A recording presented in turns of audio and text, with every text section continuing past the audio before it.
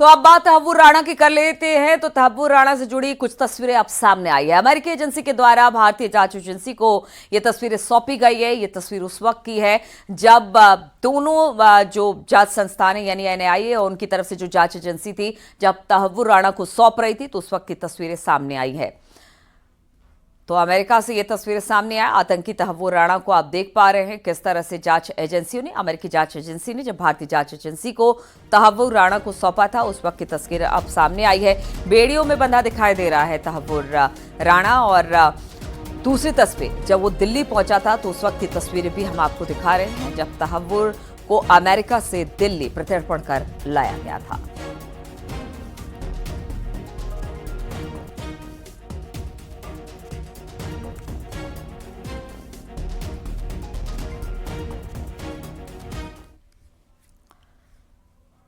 और अब आपको बताते हैं कि आतंकी तहव्वुर राणा से आज एनआईए क्या क्या सवाल कर सकती है।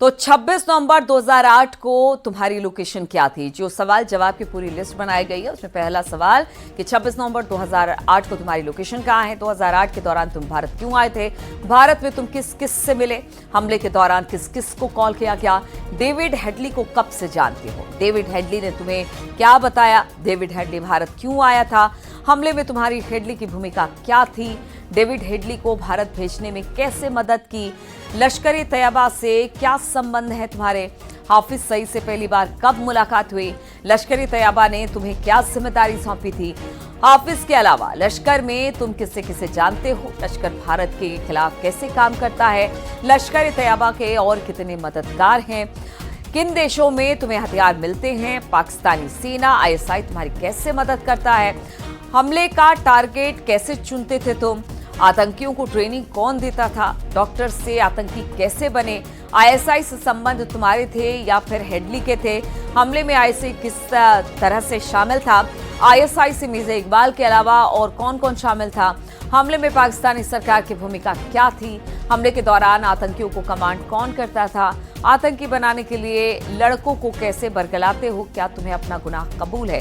तो ये एक लंबी चौड़ी सवालों की फहरिस्त है जो कि अब तहव्वुर राणा से पूछी जाएगी, जिसका जवाब देगा तहव्वुर। और उसके बाद कहा जा रहा है कि बहुत सारे राज पर से पर्दा उठेगा।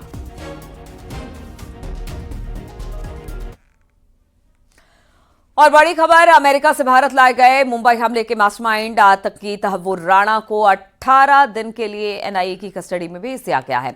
देर रात करीब 2 बजे की बात है जब पटियाला हाउस कोर्ट ने आतंकी राणा को जांच एजेंसी एनआईए कस्टडी में भेजा गया, इसका फैसला लिया गया। तहव्वुर राणा से एनआईए सुबह 10 बजे से पूछताछ शुरू कर चुकी है। एनआईए के एसपी और डीएसपी रैंक के अधिकारी राणा से पूछताछ करेंगे। और बता दें आपको कि ये जो पूरी की पूरी पूछताछ होगी वो सीसीटीवी के सामने होगी। एनआईए के अधिकारी कैमरे में तहव्वुर राणा से पूछताछ करेंगे और तहव्वुर राणा से पूछताछ की प्रक्रिया को रिकॉर्ड किया जाएगा। पहले दौर के पूछताछ में परिवार के बैकग्राउंड के बारे में सवाल पूछे जाएंगे। दूसरे दौर में बताया जा रहा है कि 26 से 11 हमले को लेकर सवाल पूछा जाएगा।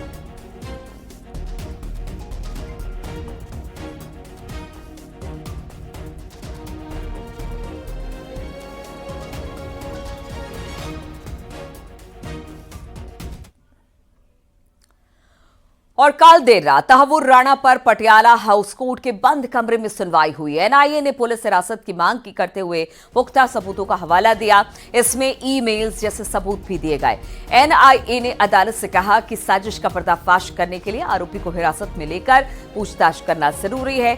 एनआईए ने यह भी कहा है कि तहव्वुर राणा ने दूसरे साजिशकर्ता के साथ मिलकर आतंकी गतिविधियों को अंजाम देने की साजिश रची। इस दौरान कोर्ट ने राणा से यह भी पूछा कि क्या वो खुद वकील रखना चाहता है या फिर अदालत उसे कानूनी सहायता प्रदान करे। इस पर राणा ने कहा कि उसके पास कोई वकील नहीं है, जिसके बाद उसके वकील मुहैया कराया गया।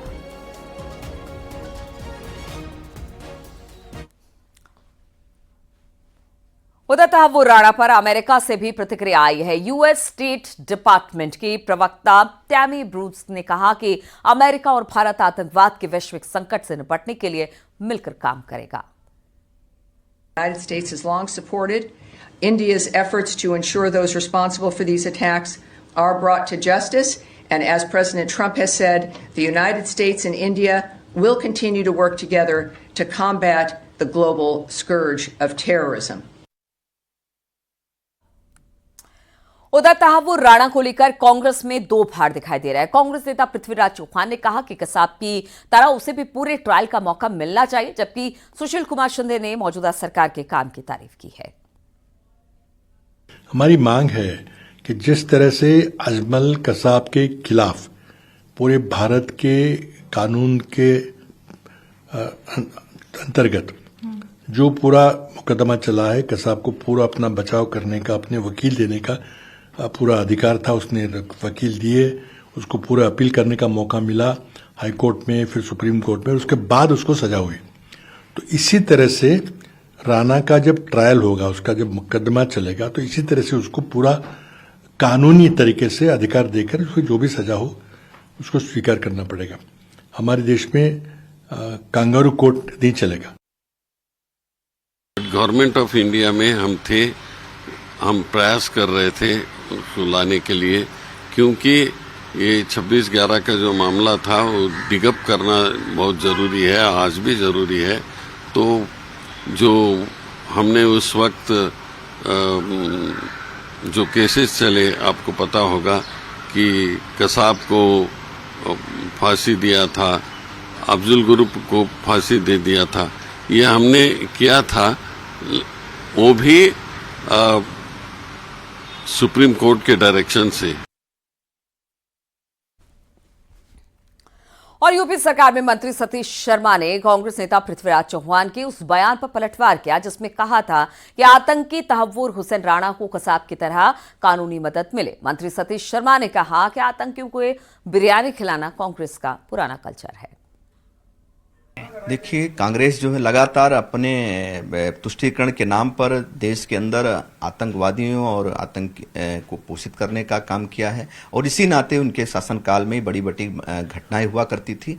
मोदी जी के नेतृत्व में उन्होंने पूरी तरीके से आतंकवाद पर और आतंकी घटनाओं पर उन्होंने रोक लगाने का काम किया है। कांग्रेस तुष्टीकरण के नाम पर ऐसे लोगों को प्रश्रय देने का काम कर रही है, जो वही कांग्रेस है जो आतंकवादियों को बिरयानी खिलाने का काम करती थी। और कांग्रेस नेता कन्हैया कुमार ने तहव्वुर राणा के प्रत्यर्पण पर ही सवाल खड़े कर दिए। उन्होंने इसे बीजेपी के ध्यान भटकाने की साजिश बताया, जिस पर बीजेपी ने पलटवार किया है। तहव्वुर राणा को देश लाया गया है, बहुत बड़ी डिप्लोमेटिक जीत कर। किसको लाया गया है? 26/11 के जो टेरर अटैक, मुद्दा दिन भर भटकाते रहना, कभी इधर कभी उधर। कांग्रेस की सरकारों में चाहे कसाब आया, तहव्वुर राणा आया, ऐसे अनेकों लोगों ने आकर बम धमाके ही किए। हिंदुस्तान में एक नहीं अनेकों बम धमाके कांग्रेस की सरकार के समय हुए। कांग्रेस हाथ पे हाथ धर के बैठी रही, लेकिन मोदी सरकार ने विदेशी धरती से भी, विदेशी सरकारों से भी उन गुनहगारों को वापस पकड़ कर लाए। अब हमारे हिंदुस्तान के कोर्ट उनको सज़ा सुनाएंगे, और ऐसे लोग जिनको फांसी मिलनी चाहिए उनको फांसी के तख्ते तक पहुंचाएंगे। फ़र्क इतना ही है, कांग्रेस के समय बम धमाके होते थे, मोदी सरकार में बम धमाके करने वालों को पकड़ा जाता है और उनके खिलाफ कड़ी कार्रवाई की जाती है। कांग्रेस हाथ पे हाथ धर के बैठी थी, हमने हाथ लंबे करके विदेशों से उनको खींच कर लाए। आतंकी को अमेरिका से भारत लाना और फिर उसे न्याय के दायरे में लाने के भारत के प्रयास को देश की रक्षा विशेषज्ञ कैसे देखते हैं, आपको सुनवाते हैं। ओरिजिन है, ये पाकिस्तानी है, सिटीजन है कनाडा का, क्राइम किया था इसने जो अमेरिका के विरोध भी था और अमेरिकन जेल में था। इस प्रकार के कैदी को वापस हिंदुस्तान में आना बहुत मुश्किल काम होता है, और एक तरफ से ये दिखा क्यों, और ये बड़ी लंबी कोशिश चली है ये भारत की इसको वापस लाने की, क्योंकि ये प्राइम परपेट्रेटर था, ये जिसने 26/11 का अटैक जो है वो उसकी प्लानिंग वगैरह जो इसने की थी। हुसैन राणा जब अभी पकड़ा गया है और भारत में वापस आ गया है, तो एक तरह से पूरी जितने भी टेररिस्ट को वो एक मैसेज चली गई है कि आप अमेरिका जैसे देश में भी रहेंगे तब भी लीगल प्रोसीजर के बदौलत आप वापस आ जाएंगे। मेरे ख्याल एक तो ये कानून की जीत है, और ये इसका श्रेय तो सरकार को देना पड़ेगा, क्योंकि हमारे यहाँ पर अक्सर ये होता है कि 2008 में एक वाक़या हुआ, उसको वहाँ पर चलिए जी थोड़ी बहुत सज़ा जो मिलनी थी मिल गई, तो अब छोड़ देते हैं, अब क्या इसके पीछे पड़े रहेंगे। लेकिन मेरे ख्याल ये वाली जो सरकार है उसने एक प्रतिबद्धता दिखाई इसमें कि 26/11 में जो मुलव्विस थे उन सब का हिसाब बराबर होना पड़ेगा। तो ना तो हम भूलेंगे, ना तो हम छोड़ेंगे, और ना हम आपको बख्शेंगे। तो मेरे ख्याल अगर उस फ़लसफ़े पे चल रहे हैं तो सारी कानूनी प्रणाली जो है अमेरिका की उसका पालन किया गया। वहाँ पर अपनी कूटनीतिक असर और रसूख भी लेकर के आए।